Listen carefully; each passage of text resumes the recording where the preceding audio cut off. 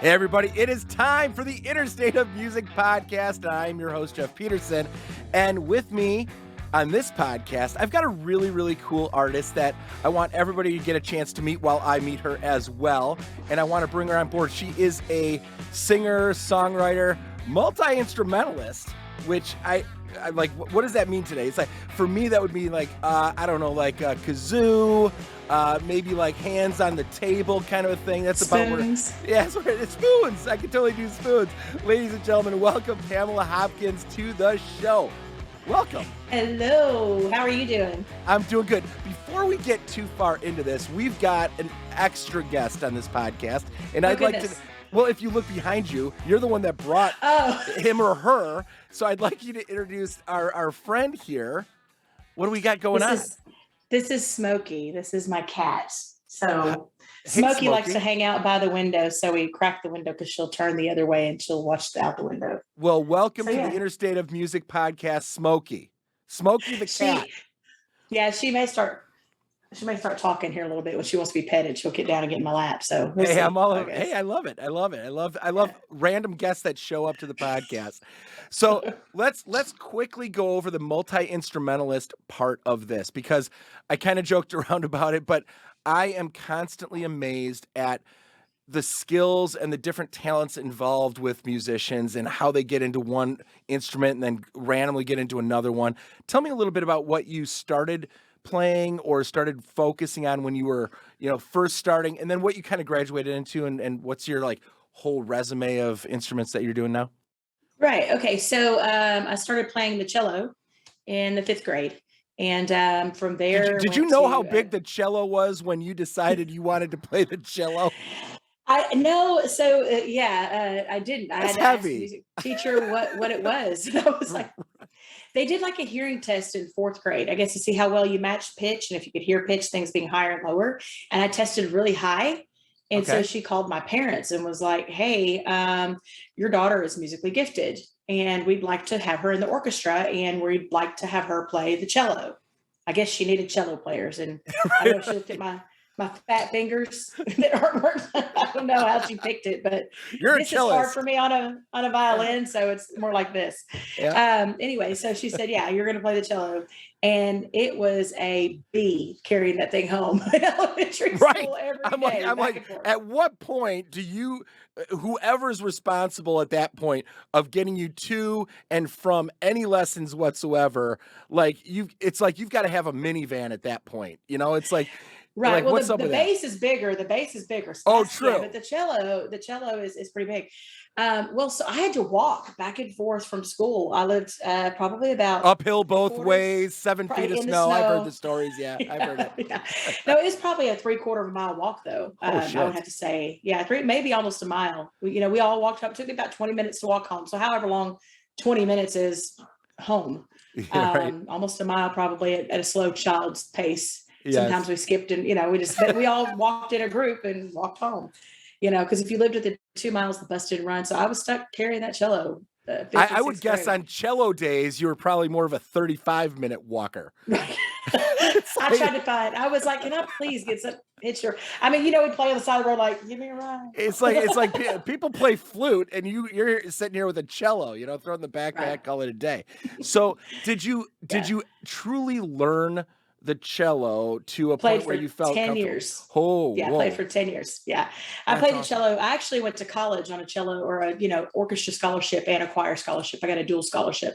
So that was props to the person that told you to play cello. I mean, it paid for your college, right? So well, for the first half till I quit. I quit playing. I was like, this is for the birds. That's fantastic. So I'll tell you why in a minute, but yeah, we'll move forward. Tell me now. Tell me now. I don't want to wait. Okay. Tell me now. Okay. So I played cello. I went to a school that specialized in music arts. That's when magnet schools were starting to get started. And my cello teacher, my orchestra teacher was like, hey, we want her to go to this school over here. So then I had to ride the bus and I got transferred to a Little Rock school. I was out in the county. I got transferred to a Little Rock school, and that school specialized in arts and science. So I went on the art side, and I was in the choir, or not, I wasn't in the choir then. I didn't get in choir until high school when I went to that magnet school, but was in the orchestra. And part of the curriculum was to learn to play piano. That was one of the other classes that I had to play, or I had to take to do. So I started piano in like intro in 7th grade, and then I took theory in 9th grade and 10th grade. So 10th grade, I went to another school that was the high school that was equivalent to what I was doing. So how much, if you were to compare playing the cello and then the piano, did you feel way more at home with the piano? No, I struggled because I went from learning a bass clef instrument to one that, because the piano is bass and treble. So learning how to read both at the same time. So I had to learn an entirely different clef, which I guess everybody has to. If you do a treble clef instrument, one that reads the treble, versus, the bass clef, you still have to learn the alternate. Sure. But, I wasn't good at the piano at all. I just had to learn how to read music. I had to learn chord structure, things that I was like, I'm never using this. Like I would never. And oh, you mean like for a career, like every science and math class I feel like I ever took? You mean like those classes? Yeah. Right. Mm-hmm. Yeah. So I took the piano theory class. It kind of introduced me to it. In high school, I was required to take another one. And because they put you on a track, when you're in the arts, they say, okay, you have to have X amount of arts credits and you could pick. So I went theory 1, theory 2, which were both piano classes. And then I chose choir. And so then I started in the choir and started singing, and I could always sing like melody. I had a hard time learning how to sing harmony, and now I'm really good at harmony, but this is out of practice. It didn't come natural. But went to college on cello, or, an orchestra and choir scholarship, and didn't play piano again till 9 or 10 years ago. And I retaught myself. And so now I'm very proficient on the piano. Because that's what I do for a living. Is I'm a dueling piano player, and then also a solo That's artist. what I saw. I'm like when I'm starting to hear that, you're like, I struggle. I'm thinking you're like, yeah, I'm like chopsticks, dueling piano. It was like that. Yeah, I'm like this did not bring good tips. This did not bring good tips. My partners would probably say I'm like playing chopsticks because the guys I play with are all accomplished pianists, but they're not singers. See, I'm a singer who plays piano. They're piano players that sing. Yeah. So there's a difference in what we do. And I mean, I can keep up with whatever they do, but I don't solo like they do. Right. My solos aren't near as unique and near as like fancy, elaborate. When they go, hey, here's a solo, you take the solo, and I'm like, what? It's like me typing. Just give me the chords. I got the chords. I could chord along with them all day long, and then they throw me a solo, and I'm like, this is where I make it pretty, and it's not very pretty. So, but yeah, once if I have to pre-practice it, but they're really good at the improv soloing, and I'm just okay. But I'm I get better because I do it all the time. It's what I do full time, and they give me tips like, okay, if you want to blues up the solo or you want to jazz it up, here's what you're going to do. You're going to play, the flat 3, and you're going to, flat the 7. And then I have to go like, I'll never remember that. Right. I practice what you're telling me. Just play what you play. Get the theory. Play what you want me to play, and I'll repeat kind of what it sounded like. I'm good. Yeah, I'm good at hearing it, but I'll throw them solos. I'm like, that's just gorgeous. I could never do that. That's like you can. So let me get this kind of like straight. I mean, if you go to school in the manner that you did, what did you think you were going to do with it when you were finished with school? Like cello, choir, like what was your, did you have an internal purpose or drive or passion of this is what I want to do? Did you want to teach it? Like, what was it? No. Just did it. When I started singing, I then wanted to be a singer because people were like, oh my gosh, you're pretty good. Went to Nashville and with my parents, and we went and I applied or auditioned for whatever this thing was. It was in the paper. Yeah. And they were like, oh, we really want to work with her. I was 19. And, just as I was going to be a solo artist or whatever. But I knew nothing. I was from Arkansas. You didn't have the internet back then. That was a long time ago. Yeah. And so you just didn't know. And I didn't know. And had a really bad experience because the people I was working with, the producers, kind of felt like scammy, and it just was a big turnoff. And then I was like, I don't want to do this anymore. Went back to college. Yeah, was that a situation when you say felt kind of scammy? Back like was it kind of a situation where everybody was just like saying, She's got a pretty good voice. Let's give it a go and see if we can find a way to make money off of her vocals and turn her into a singer. And if it doesn't work, spin it around, push that one over here, take another one. Is that kind of what it felt like? Well, it felt like, so it was like, oh, the excitement. We really want to work with her, because I did the audition. We really want to develop you. We want you to record this album of all original music, which I did. We're going to pitch you to all the labels. You're good, blah, blah, blah. And then I got done with the album. They got my money and it's like, they didn't do anything. So it just kind of sat. Yeah. And I was like, well, this sucks. Yeah. They knew you were good enough to know that you were good enough that you'd pay to invest in what your talents were.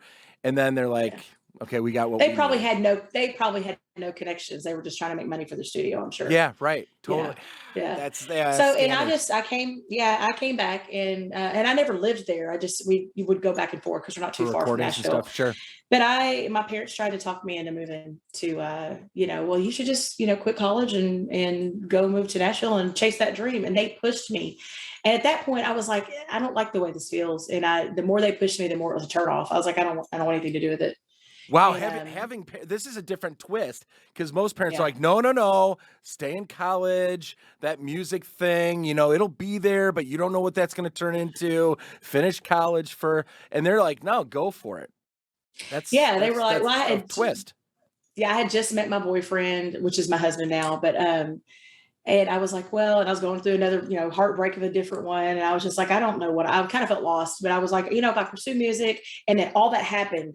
And I was just like, I don't want to do that. No, this doesn't feel right. It doesn't feel good. I don't like the way that felt.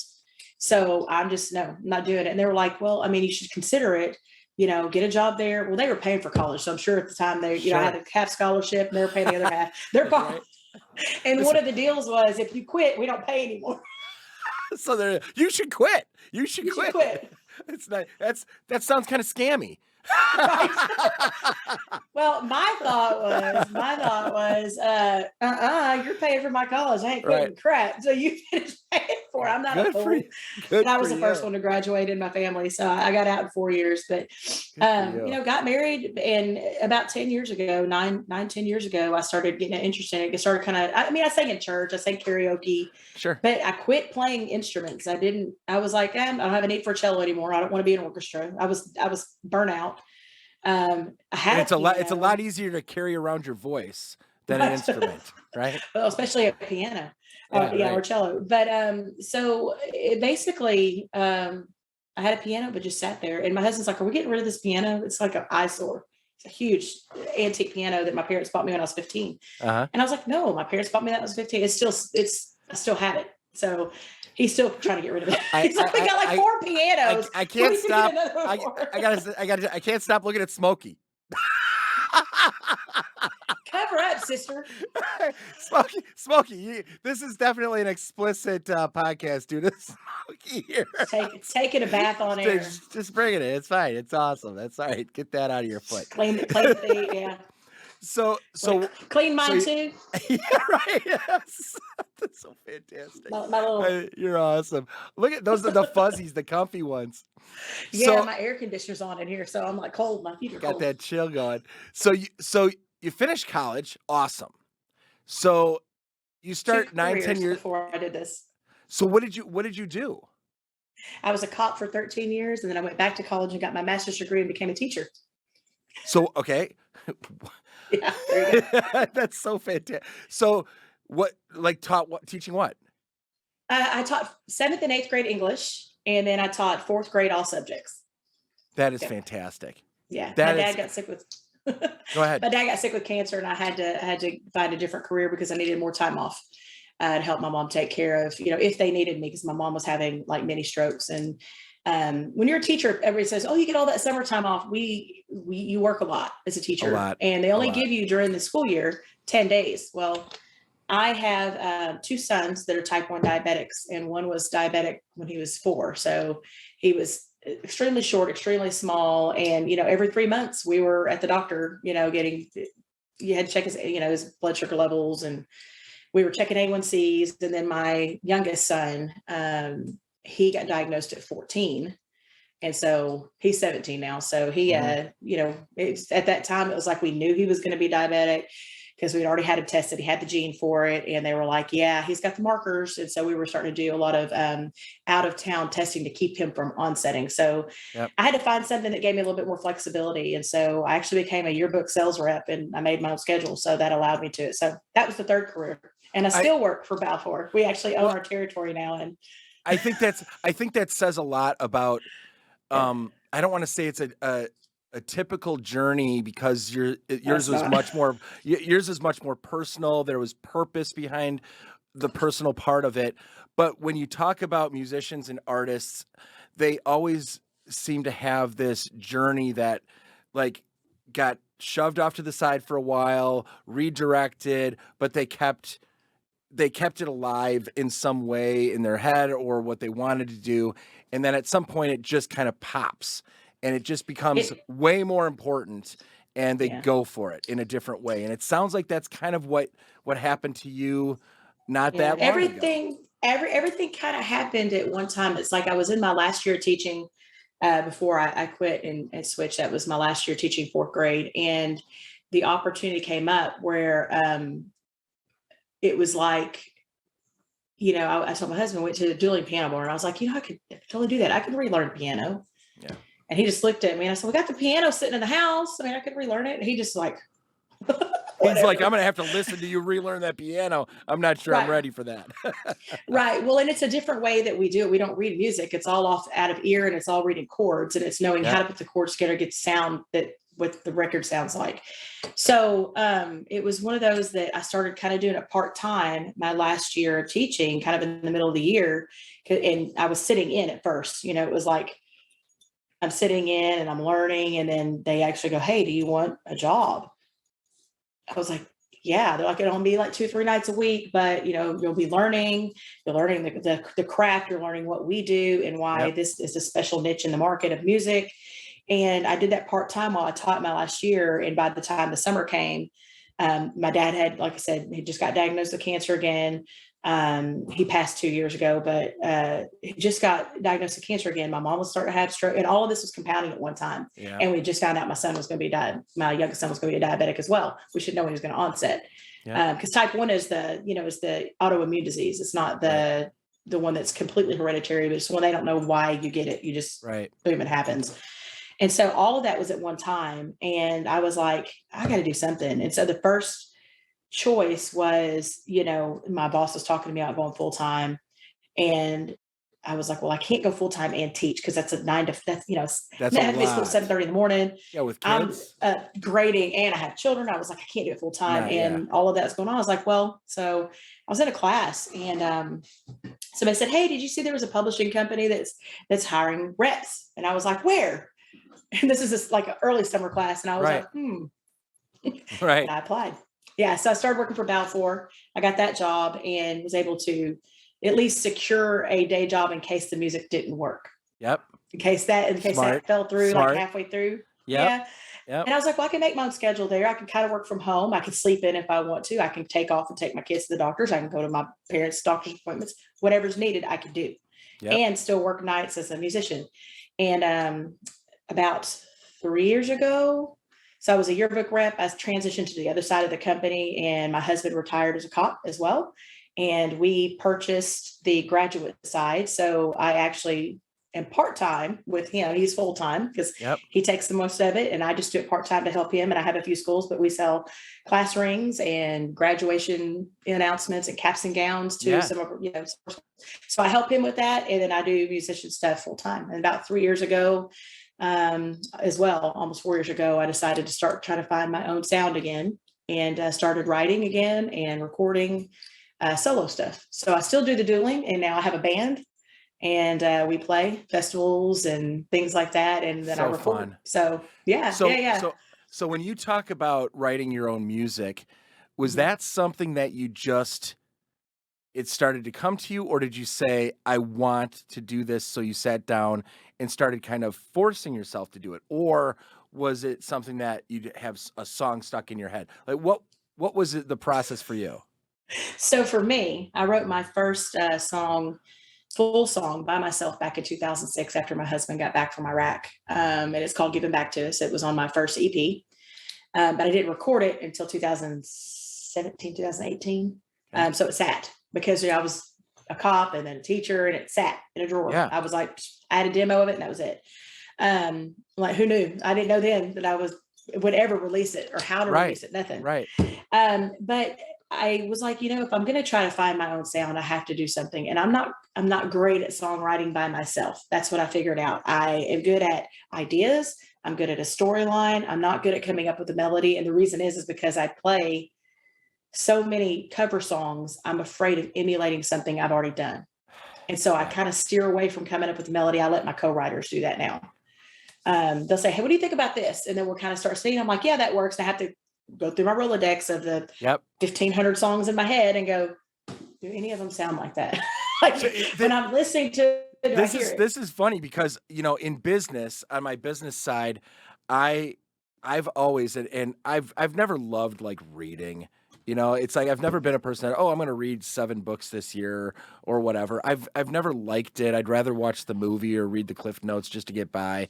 So I always said to myself, if I'm going to be in business, I want to surround myself with the support of mentors that know me personally, that I know what they do and what I'm kind of going to each of them for.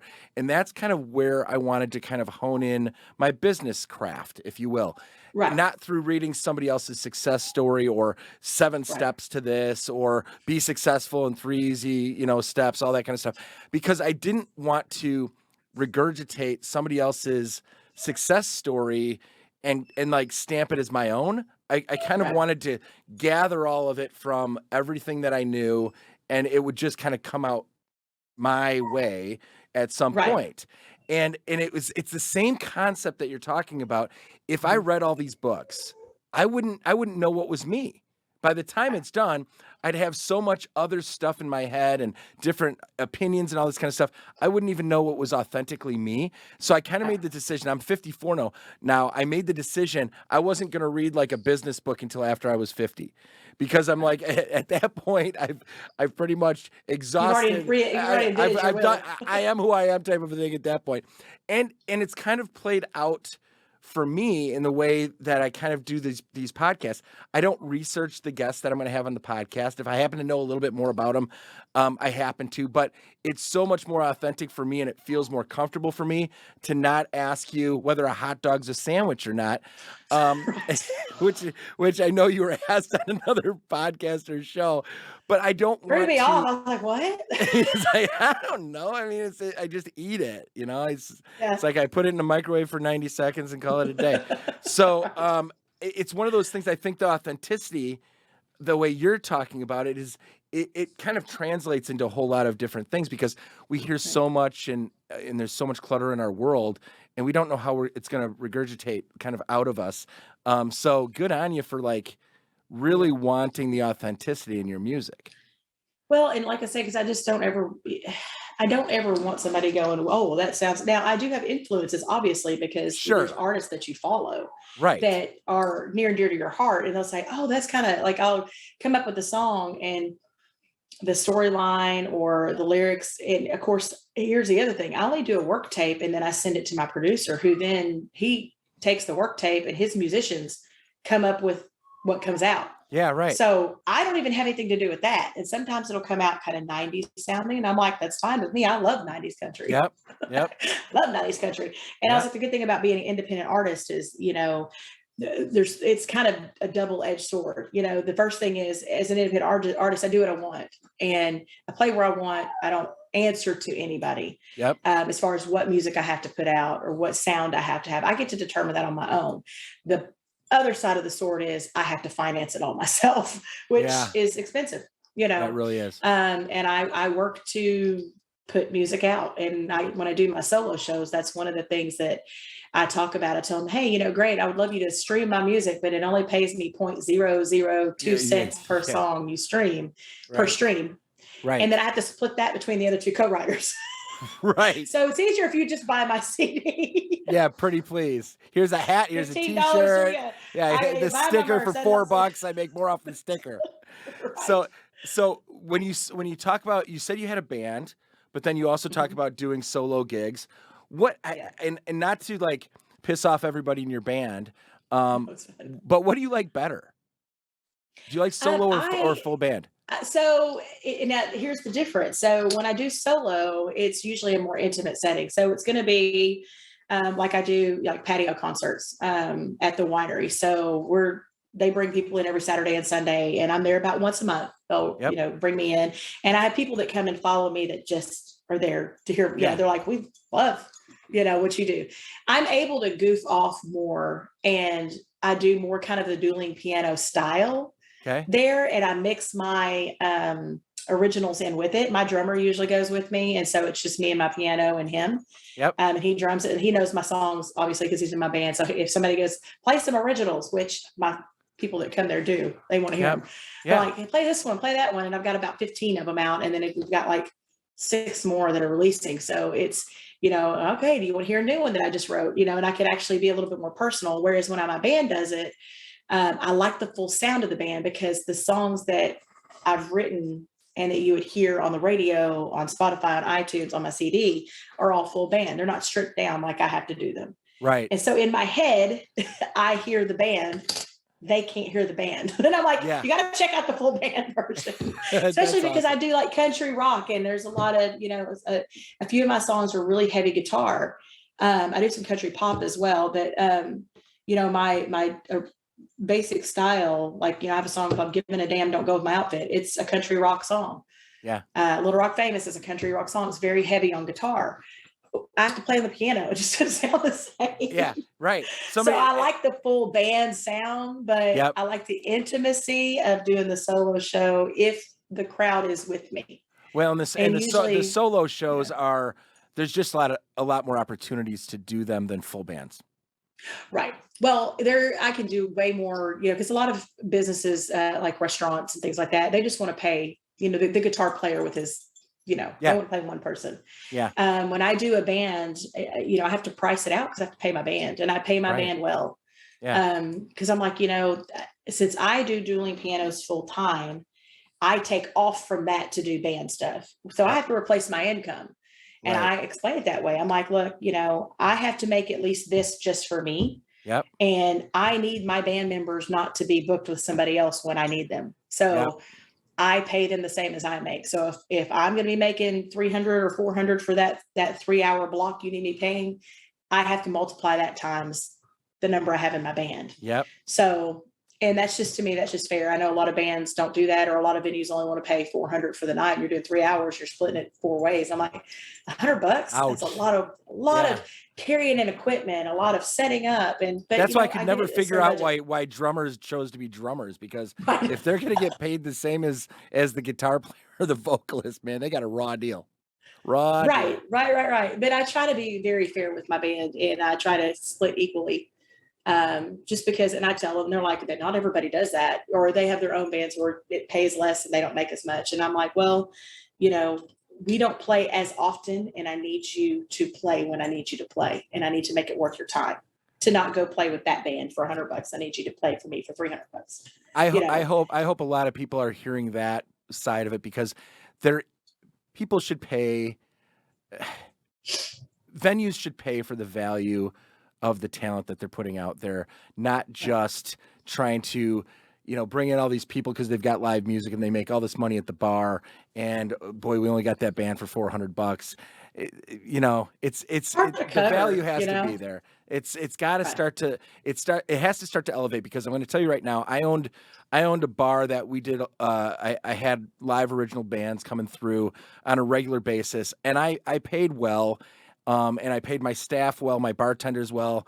And it was one of those things where I'm looking at what I was paying bands back then, and they're still getting paid. It hasn't changed. No. So what the hell is going on here? All of their equipment costs have gone up. Travel has gone up. Everything about it has gone up.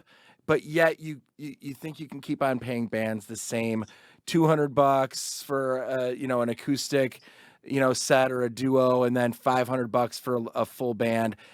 It's the same everywhere, and it's like this flat rate that nobody's changed, because, and I love the fact that you're saying, no, this is what it is, this is why, and if you want this is what it's going to be.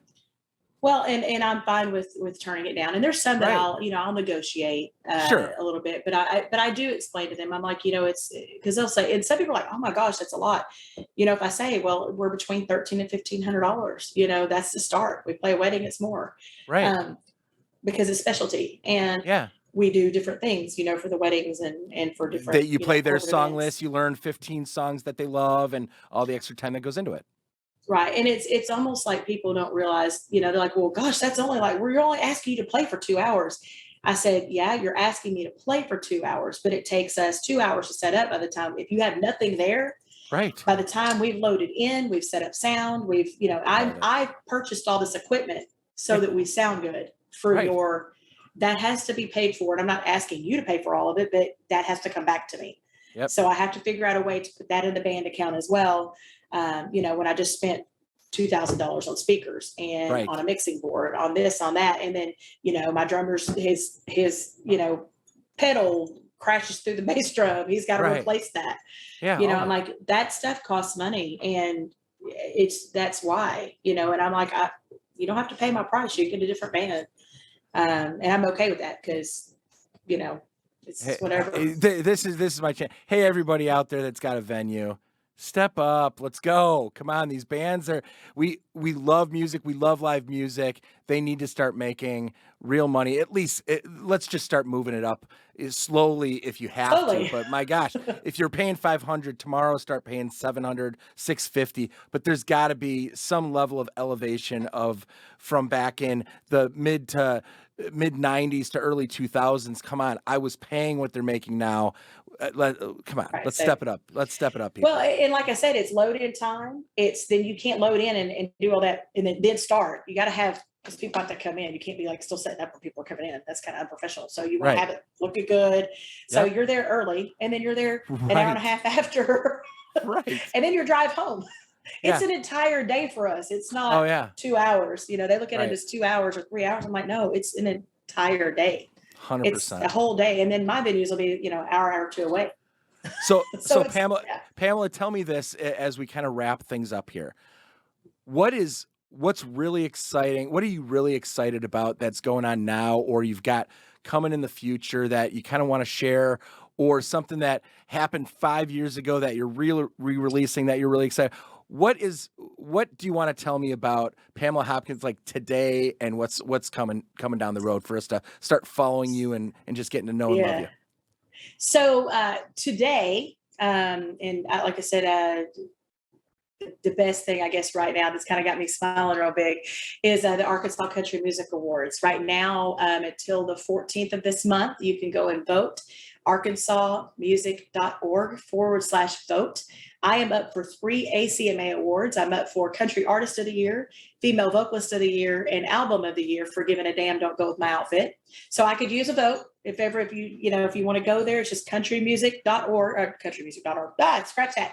arkansasmusic.org/vote. And my name is Pamela Hopkins, and I'm in those 3 categories. So I'm in Country Artist of the Year, Female Vocalist, and Album of the Year for Giving a Damn Don't Go With My Outfit.